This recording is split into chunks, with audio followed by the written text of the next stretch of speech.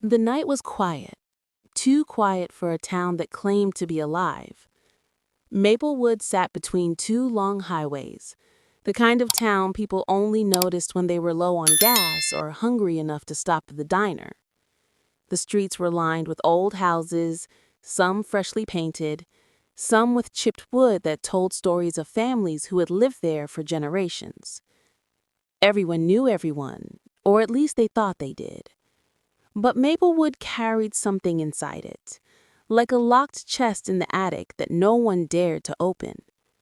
People smiled politely, waved across fences, went to church every Sunday, and shared pies during summer fairs.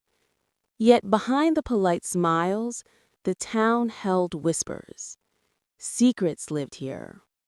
Big secrets. It all began, or perhaps it all started to come undone, the summer a stranger came to town. His name was Daniel Harper, a man in his mid-30s, tall, with sharp eyes that seemed to notice too much. He drove into Maplewood one hot afternoon in June, his old blue Ford truck rattling down the main street. He didn't look like the kind of man who came to settle. He looked like someone passing through. But instead of driving on, he stopped, parked right in front of Betty's diner, and stepped inside. The bell above the door jingled, and every head inside turned. That was how it was in Maplewood. New faces never went unnoticed. Betty, the plump and cheerful woman who had run the diner for 30 years, gave her usual wide smile. "Well, hello there, stranger. Passing through?" Daniel looked around the room. Farmers in dusty hats, mothers with tired children, old men with coffee mugs. He gave a small smile. Something like that. "I'll take a coffee. Black." He sat at the counter, but what struck the people most was not his order, it was his eyes. He scanned the photographs on the wall, old pictures of Maplewood's past fairs, baseball teams, and parades. His gaze lingered a little too long on one picture, the town fair of 1987, a group of children smiling in front of the carousel. "Something wrong with the picture?" Betty asked, curious. Daniel shook his head. "No, just reminds me of something." But the truth was, it reminded him of someone. Across the room, Mrs. Clara Jones, one of the town's oldest residents, stiffened when she noticed Daniel staring at the photo. She whispered something to her friend beside her, and her friend's eyes widened. Whispers started to circle. No one asked out loud, but everyone was thinking the same thing. Who was this man, and why did he look so much like James Miller, the boy who had vanished all those years ago? When Daniel left the diner that afternoon, walking back to his truck with slow, steady steps, several people peeked through the windows. He drove off toward the edge of town, where the old Miller house stood abandoned. To everyone's surprise, that was where he parked. The Miller house had been empty for years. Its paint was peeling, the porch sagged, and its windows looked like tired eyes. Some said the house was cursed, others claimed it carried bad memories. But nobody wanted it, so it stood like a ghost at the town's edge.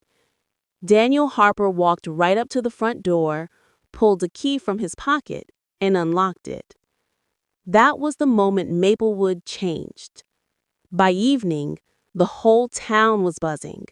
At the grocery store, at the gas station, even at church gatherings, the same question circled. How did that man get the key to the Miller house? The Miller family had left town 25 years ago. Some said they moved away quietly, others whispered darker tales. A missing child, a family tragedy. But no one really knew the whole story, or perhaps no one wanted to remember. The next day, Daniel Harper was seen again, this time at the hardware store, buying tools, paint, and wood. He spoke politely, smiled occasionally, but gave away little about himself. When asked if he was new to town, he only said, "You could say that. I'm just fixing up a place." The more people tried to learn about him, the more questions appeared. Where had he come from? Why the Miller house? And why did he look so much like James Miller, the boy who had vanished all those years ago? That night, Clara Jones could not sleep. She tossed and turned in her bed, her old mind racing with memories she had tried to bury. The night James Miller disappeared was burned into her memory. The search parties, the crying parents, the sheriff's tired voice saying they had no leads. And now this man, this Daniel Harper, looked almost like James, grown older. The same sharp jawline, the same piercing blue eyes. But James Miller was gone. Everyone knew that, or at least they thought they did. Clara decided to do something she hadn't done in decades. She pulled an old shoebox from under her bed, dusted it off, and opened it. Inside were clippings from newspapers, photographs, and a small silver locket. She held the locket in her trembling hands. It had belonged to James Miller. She whispered to herself, "What have you come back for?" Meanwhile, Daniel Harper sat alone in the Miller house, in the dusty living room where sheets still covered the old furniture.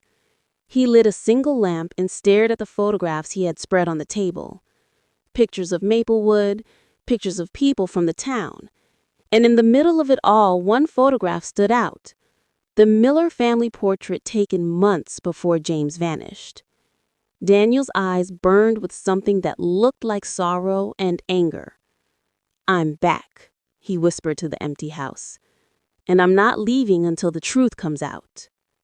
The clock ticked in the silence, and outside, the town of Maplewood slept uneasily, unaware that its biggest secret was about to rise from the shadows. Morning sunlight spread across Maplewood, casting long shadows on the neat little houses that lined Main Street. The town always looked peaceful at dawn. Children rode bikes past the post office, shop owners unlocked their doors, and the smell of fresh bread drifted from the bakery. But beneath the calm, something was stirring. Everyone was talking about the stranger. At Betty's diner, the chatter was louder than usual. Farmers who normally spoke only of crops leaned across tables to whisper. Women who came in for coffee and gossip didn't bother hiding their curiosity. "Did you see him at the Miller place?" one woman asked, her voice hushed. "I heard he's a cousin," another replied, "from the mother's side. That's why he's here, family business." "That can't be," said Mr. Grant, the barber, shaking his head. "The Millers never mentioned cousins. I knew them well, too well. Something doesn't add up." Clara Jones sat at her usual spot by the window, stirring her tea though she had no appetite. Her eyes stayed fixed on the street outside. She was waiting. And soon enough, she saw him, Daniel Harper, walking past with a bag of groceries. Her hand trembled slightly. That walk, that face, too many memories came rushing back. She leaned toward Betty. "That man is not who he says he is." Betty raised a brow. "You know him?" Her lips tightened. "I knew someone who looked just like him, James Miller, the boy who went missing." The diner went silent at her words. The missing boy. The one Maplewood had quietly erased from memory. People exchanged nervous looks, but no one dared say more. Not yet. Daniel Harper returned to the Miller house and placed the groceries on the dusty counter. He moved with quiet determination, as if each step had purpose. He unpacked bread, canned soup, and a bottle of whiskey. Then he pulled out a small notebook from his pocket. Its pages were filled with names, dates, and scribbled notes. He flipped to a page that had one word written in bold letters: Maplewood. Beneath it, names were circled: Sheriff Harris, Pastor Reed, Clara Jones. He tapped the pen against Clara's name. She was still alive. That mattered. Daniel turned on the old radio that somehow still worked, though it hissed with static. A soft country song filled the air. He sat at the table, staring at the Miller family portrait. He whispered under his breath, "I'm back for you, James. I'll find out what they did to you." That evening, Sheriff Tom Harris received the call. He was at home, polishing his badge, when the phone rang. "Sheriff," the voice said nervously, "you need to know, the Miller house is occupied again." Sheriff Harris frowned. "Occupied? By who?" "Some stranger. Calls himself Daniel Harper. Folks say he's a cousin, but Clara thinks he looks like James Miller." For a moment, silence filled the line. Then the sheriff muttered, "That's not possible." But his voice carried doubt. He remembered the night James disappeared. He remembered the search that turned up nothing, the questions that were never answered, and he remembered the deal, an unspoken agreement among the town leaders to bury the past. For the town's safety, they had said, for the town's reputation. Now, the past was walking the streets again. The sheriff hung up, grabbed his hat, and headed out. Later that night, Clara Jones sat in her living room with the shoebox on her lap. She opened it again, her eyes felling on the old newspaper headline, "Boy Still Missing. Search Ends with No Clues." She remembered the tears, the church bells tolling, the hushed conversations. She remembered how the Miller family left suddenly, broken and silent. And she remembered something else, a detail she had never spoken out loud. The night James vanished, she had seen someone. She had been walking home from choir practice when she spotted a shadow near the Miller house. A man. She couldn't see his face, but she saw his boots, worn leather boots with a distinctive tear on the side. Years later, when Sheriff Harris visited her home for a routine check, she noticed those same boots by his chair. Her heart thudded now as she whispered into the empty room, "I should have said something." But it was too late for regrets. The stranger was here, and he was stirring up the past. At the Miller house, Daniel lit a cigarette and sat on the porch, staring at the quiet town. He could feel the stares even in the dark. People were watching. People were whispering. That was good. It meant they were nervous. And nervous people made mistakes. The sound of a car pulling up made him turn. Sheriff Harris stepped out, his flashlight cutting across the yard. "Evening," the sheriff called. Daniel blew smoke into the night air. "Evening." "You're new here," the sheriff said, walking closer. "Name?"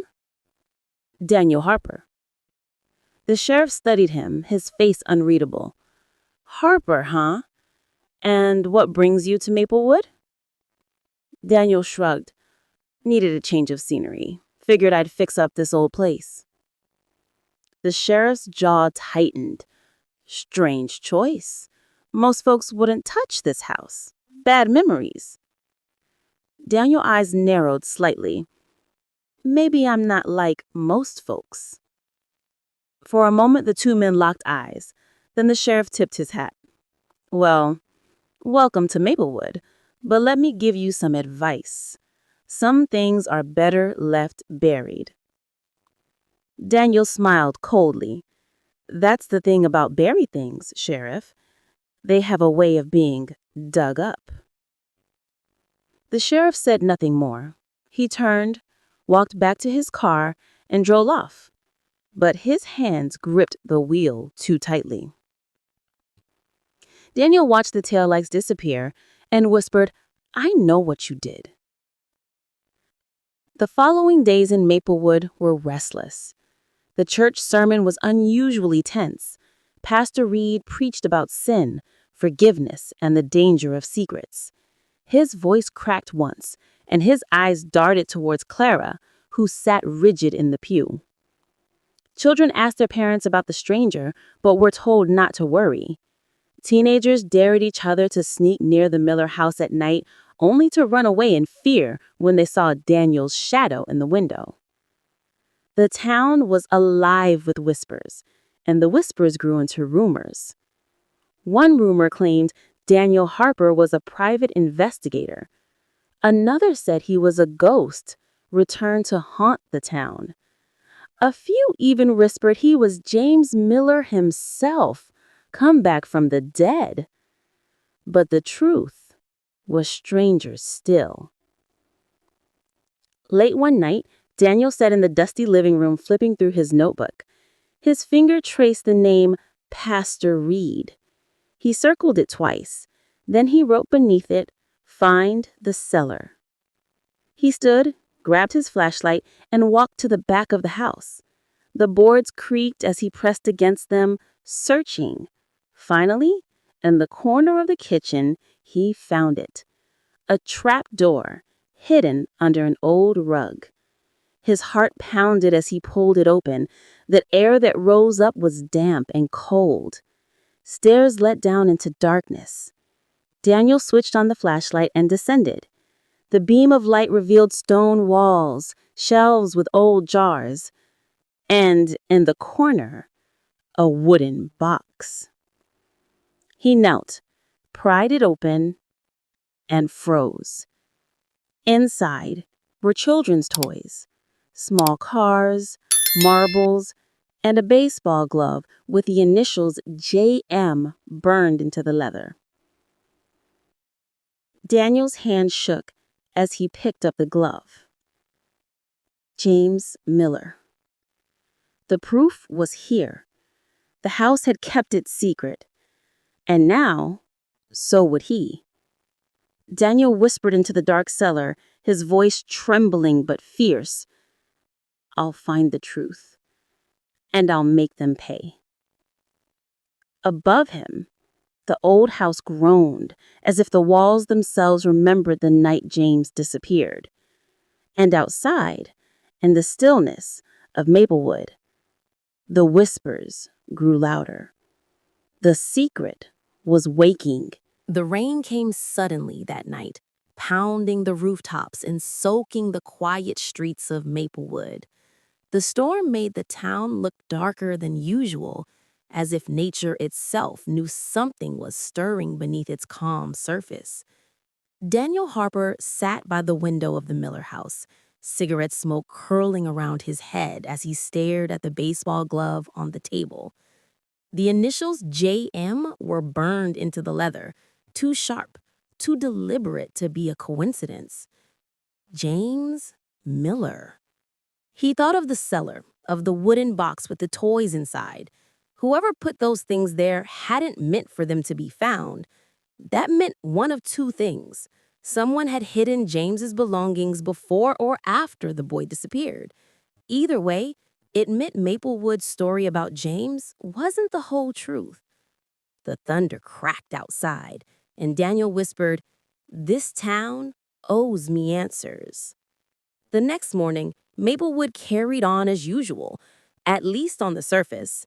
Children splashed in puddles, shopkeepers swept rainwater from their doorsteps, and the smell of fresh coffee filled Betty's diner. But beneath the chatter, something new had begun to take root. Fear. Clara Jones sat stiffly at her usual spot by the window. Her hands shook slightly as she stirred her tea.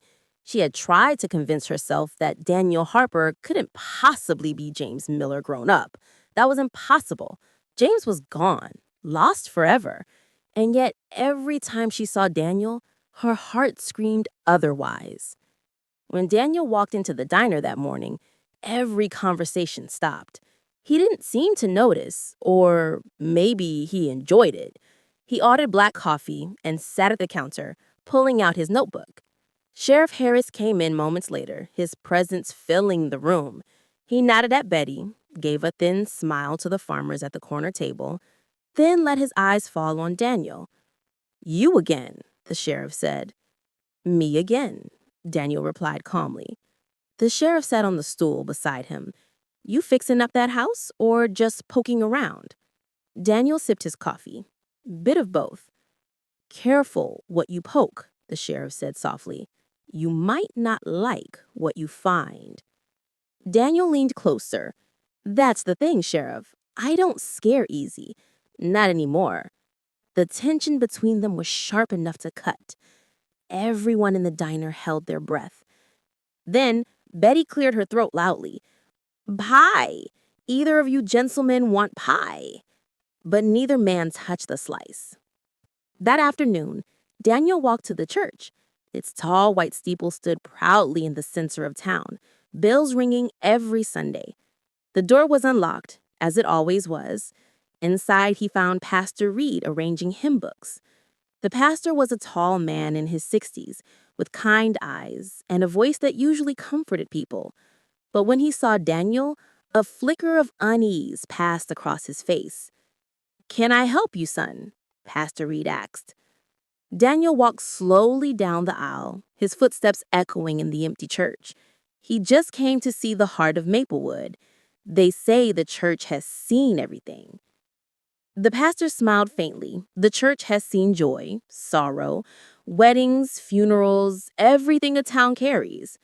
Daniel stopped a few feet from him. Even secrets? The pastor froze for a moment, then recovered quickly. Secrets are for God, not for us. Daniel studied him carefully. What do you remember about the Miller family? The pastor's eyes darkened. That was a long time ago. Not so long. A boy went missing. James Miller. You were here then. You prayed with the family. You led the funeral when they left town. The pastor's lips tightened. There was no funeral, only a farewell service. We prayed for peace, for closure. Daniel stepped closer. And did you get closure? The pastor's voice cracked slightly. Some wounds never close. He gathered the hymn books quickly, almost as if to distract himself. If you'll excuse me, I have work to do. Daniel didn't stop him, but as he left the church, he knew one thing for certain. The pastor knew more than he was saying. That night, Daniel returned to the cellar. He shined his flashlight around the stone walls, searching for more. His light caught something in the corner, a small wooden panel loose against the wall. He pried it open and pulled out a stack of old papers tied with string. His hands shook as he untied them. Newspaper clippings, reports of James's disappearance. But these weren't ordinary clippings. These were copies of articles that had never been printed, drafts with headlines like "Local Boy's Death Suspected, Authorities Silent," or "Evidence Points to Foul Play, Police Deny Claims." Daniel's breath caught. These weren't rumors. These were attempts to tell the truth, silenced before they reached the public. Someone had hidden them here. He turned over the last paper and froze. Written on the back, in hurried handwriting, were 3 words. Ask Clara Jones. The next day, Daniel showed up at Clara's house. She lived in a small white cottage with roses in the front yard, a place that looked harmless, almost fragile. When she opened the door and saw him, her face went pale. You, she whispered. Daniel held up the papers. You know something, don't you? Clara hesitated, her hands clutching the edge of the door. I don't know what you're talking about. Daniel stepped closer, his voice steady. James Miller. He was my brother. Clara's breath caught. Tears filled her eyes. I knew it, she whispered. I knew you looked like him. Daniel's jaw tightened. Tell me the truth. What happened that night? Clara glanced nervously up and down the street, then pulled him inside. She locked the door, drew the curtains, and led him to the living room. She sat heavily in her chair, her hands trembling. I never told anyone, she began, her voice breaking. Not even the sheriff, not even the pastor. But I saw something that night. I saw who took him. Daniel leaned forward, his heart pounding. Who? Clara's eyes filled with fear. She looked as if she might collapse under the weight of the memory. Finally, she whispered one name: Sheriff Harris. The room went silent. Daniel felt as though the air had been sucked out of his lungs. The sheriff, the man who warned him to leave things buried, the man who had been watching him closely, was the very one Clara accused. Tears rolled down Clara's cheeks. I saw him that night. I was walking home from choir practice. I saw him near the Miller house. I saw his boots. They had a tear on the side, the same boots he wore for years afterward. I never told anyone because I was afraid of what he'd do, afraid no one would believe me. Daniel's voice was low, fierce. Why are you telling me now? Clara looked at him with trembling eyes. Because James deserves justice, and because you won't stop until you find it. Daniel sat back, his mind racing. Everything was clearer now. Sheriff Harris wasn't just keeping secrets. He was the secret. As Daniel left Clara's house that night, the truth weighed heavy on him. He knew the fight had only just begun. Maplewood's big secret wasn't just the lost boy. It was a crime. And the man in charge of protecting the town might be the very one who destroyed it. The storm clouds gathered once more over Maplewood, and in the distance, thunder rolled like a warning. The first crack had appeared, and the whole town was about to break. The morning sun rose over Maplewood, but its warmth did not reach the people. For the first time in years, the town did not feel safe. Every whispered conversation seemed to circle back to the same point: the stranger at the Miller house and the shadows of the past he had stirred up. Daniel Harper stood on the porch of the old Miller house, smoking quietly, watching the road. His mind replayed Clara Jones's trembling words over and over again.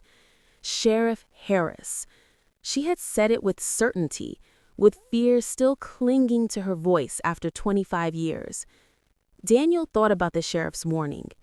Some things are better left buried. It was not just advice. It had been a threat. He knew what he had to do. At Betty's diner, the sheriff sat at the counter sipping his morning coffee.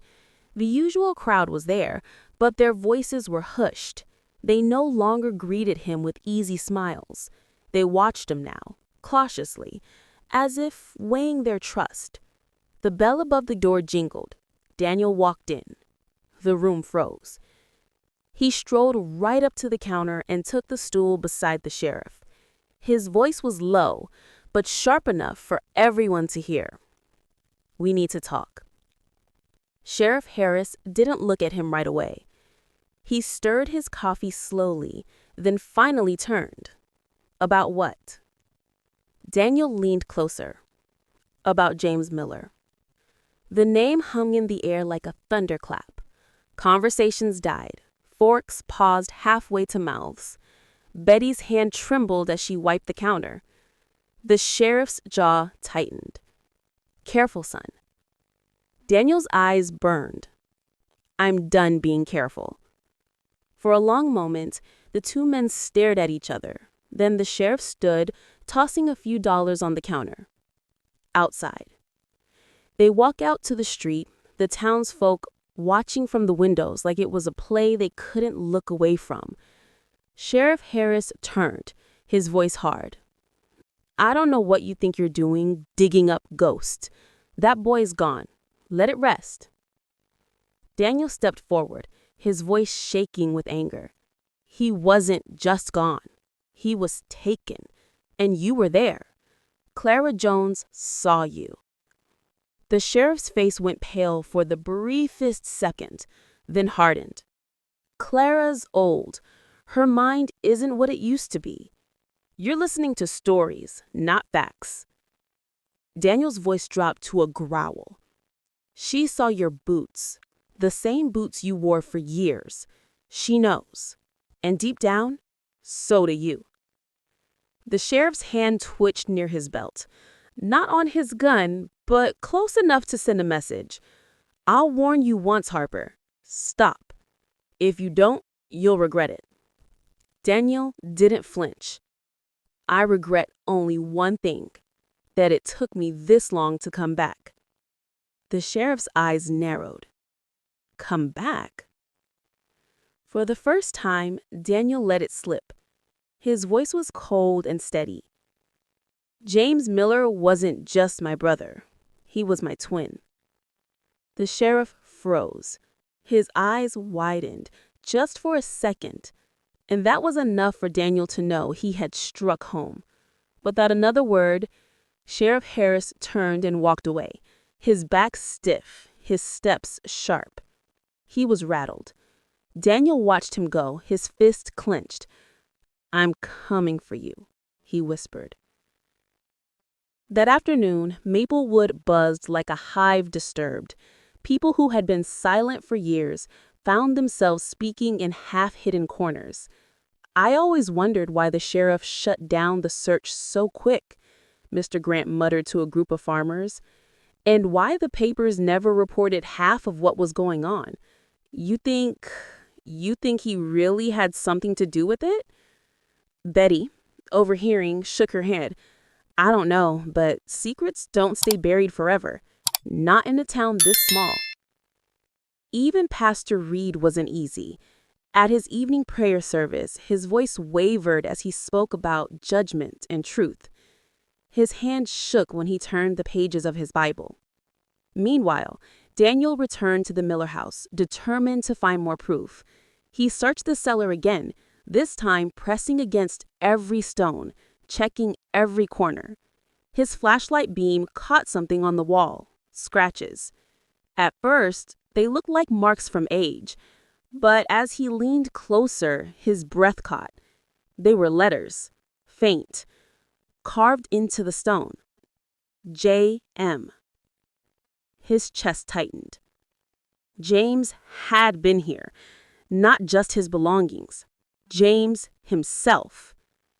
Daniel pressed his hand against the carved letters, his throat tight. "I'll finish what they tried to erase. I promise you." Night fell heavy on Maplewood. The sheriff sat in his office, staring at his badge on the desk. Sweat beaded on his forehead. He poured himself a drink, his hand shaking slightly. He remembered the night James vanished, the arguments, the choices made in the dark, the deal struck to protect the town, or so they had told themselves. Now it was all unraveling. A knock on the door made him jump. Pastor Reed stepped in quietly. "We have a problem," the pastor said. The sheriff laughed bitterly. "You don't say." "The stranger," the pastor continued, "he's not going away. He's stirring doubt, anger. If this keeps spreading, the town will turn on us." The sheriff slammed his glass on the desk. "You think I don't know that? He's digging where he shouldn't. Clara's talking. If she tells more..." The pastor raised a hand. "Then we must stop her before she says too much." The sheriff's eyes hardened. He leaned back, breathing heavily. "I'm suggesting we protect ourselves," the pastor interrupted firmly. "We swore years ago to bury the truth. We swore for the town's sake, for everyone's sake. That vow stands." The sheriff's hand ran over his face. "God help us." The pastor's voice was cold. "God helps those who protect their own." The next day, Daniel went to check on Clara. He knocked, but no one answered. The curtains were drawn, the house too quiet. Panic prickled at him. He pushed the door, unlocked. Inside, the living room was empty. The shoebox that had once held her secrets lay open on the table. Empty. Daniel called out, "Clara?" Silence. Then he noticed something on the floor. Her teacup, shattered into pieces. His heart pounded. Clara was gone. By noon, the whole town knew. Clara Jones had vanished. Betty wept in her diner, saying she was old, maybe she wandered off. Others shook their heads. Not Clara. She never wandered. Daniel knew better. This wasn't an accident. Clara had been silenced. That night, he stood on the porch of the Miller house, the weight of the truth pressing on him. Clara had trusted him. She had told him the secret, and now she had paid the price. The sheriff thought he had buried James Miller once. He thought he could bury the truth again. But Daniel Harper wasn't going to let it happen. For the first time in 25 years, Maplewood's walls were cracking, the secret was spilling out, and Daniel was ready to tear the whole town apart, if that's what it took, to bring the truth to light. He looked out into the night, his eyes hard. I'm coming for all of you, and I won't stop until Maplewood burns with the truth. The town slept uneasy once more, whispers curling through the dark like smoke. The shield of silence that had protected Maplewood for decades was breaking, and soon, nothing would be able to hold it together. The courthouse in Willow Creek had never seen so many people gathered at once. Normally, it was a quiet building with creaky wooden floors and the faint smell of old paper. But that morning, every bench was packed, and people even stood along the walls. The town's heartbeat had shifted. Everyone had come for one thing, the truth. Rachel sat at the front, her hands folded tightly on her lap. She could feel the eyes of the whole town on her, though she dared not look up. The weight of her decision pressed down on her chest. She had chosen to tell the truth, no matter how much it hurt, no matter how much it destroyed. And deep down, she knew the town would never be the same again. Mark sat beside her, his jaw set, his eyes sharp with determination. For weeks, he had carried the burden of knowing too much. He had seen what the secret had done to the people here, how it had poisoned trust, how it had turned friends into enemies. He couldn't allow it to continue. Sheriff Miller stood by the door, his face pale. He wasn't just a lawman today. He was a man caught between loyalty to his town and loyalty to the truth. His hands shook slightly, though he tried to hide it by keeping them folded behind his back. The judge entered, and the room went silent. The sound of his gavel striking the block echoed like thunder. "We are here today," the judge began, his voice calm but firm, "to hear testimony regarding the events surrounding the fire at the Dawson farm and the history that has long remained hidden in Willow Creek. Let it be known that this is not about rumors, but about truth. The town deserves to know." Rachel rose slowly. Her knees trembled, and for a moment she thought she might faint. But then she remembered her grandmother's voice, whispering the truth into her ear before she died, the secret that had weighed on her family for generations. She stepped forward, and the silence grew heavier. Every face watched her. Faces that had once smiled at her, waved to her, laughed with her. Now they looked at her with curiosity, suspicion, even fear. "My grandmother told me something before she passed. It was something she said I needed to share when the time was right. That time is now." She paused, her throat dry. She could feel her heart pounding against her ribs. "The fire at the Dawson farm was not an accident," she said finally. A wave of whispers rushed through the crowd. She raised her hand to silence them. "It was started to cover up something much bigger, something that began more than 50 years ago." She turned her eyes toward the sheriff. The sheriff's face tightened, his lips pressed into a thin line, but he didn't speak. Rachel took a deep breath and continued. "Years ago, when Willow Creek was still growing, there was a young man. His name was Samuel Green. He was poor, and he worked for the Dawsons on their land. He fell in love with someone he shouldn't have, Clara Dawson. But the Dawsons wouldn't allow it. They saw him as beneath them. When Clara became pregnant, they made sure no one ever found out. Gasps filled the room. People leaned forward, their eyes wide. Rachel's voice shook, but she went on.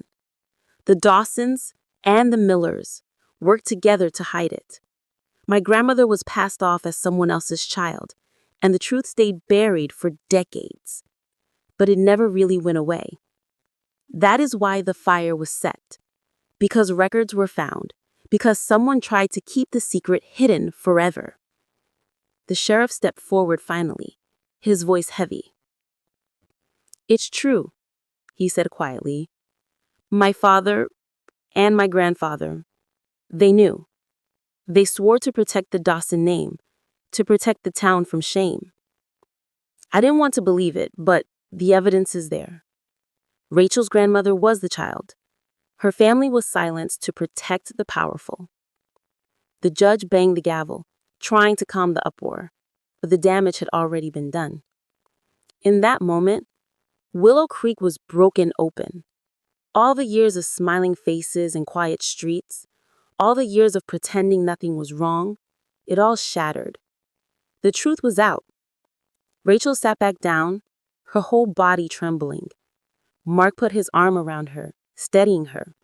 He leaned close and whispered, "You did it. You freed them." But she didn't feel free. She felt raw, exposed. The truth had set her family free, but it had changed her heart in sorrow. She had revealed the ghost that haunted Willow Creek, but the cost was heavy. The town never returned to what it once was. Families that had been close for generations grew apart.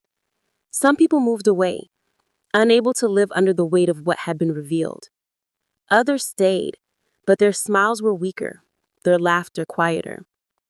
Rachel herself found it hard to stay. She loved Willow Creek, but every street, every face, reminded her of the pain. Yes, she knew her grandmother would be proud. She had done what needed to be done. One evening, as the sun set over the hills, Rachel stood at her grandmother's grave. She placed a hand on the stone and whispered, "It's over. Your story is known. No more secrets." The wind rustled through the trees, soft and gentle, as if carrying her words away. And though the town of Willow Creek would never be the same, at least now it was honest. At least now the truth lived in the open, no longer buried in shadows. That was the price of the secret. A small town had carried it for too long, and when it finally broke, it left scars that would last forever. But sometimes, scars are better than lies. The end.